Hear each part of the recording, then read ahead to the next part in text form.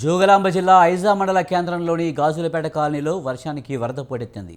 కాలనీలోకి నీళ్లు చేరడంతో చెరువులను తలపిస్తున్నాయి.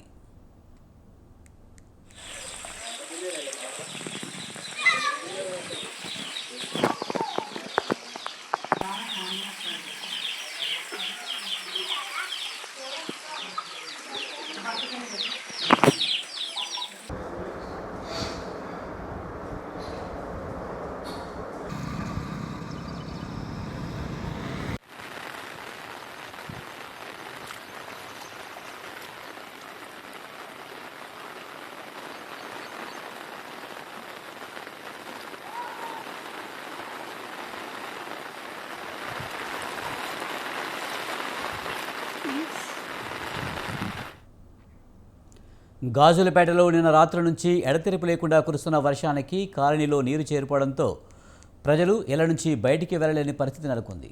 డ్రైనేజీలు లేక నీరు ఎక్కడికి వెళ్లకుండా అక్కడే నిలిచిపోవడంతో చెరువులను తలపిస్తుంది.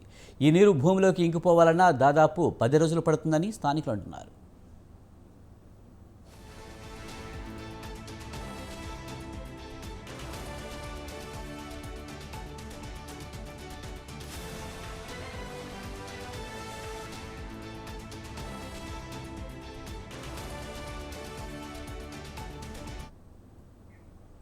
మున్సిపాలిటీ అధికారులు వెంటనే స్పందించాలని, కనీసం వర్షం నీరు బయటకు పంపే ప్రయత్నం చేయాలని కోరుతున్నారు.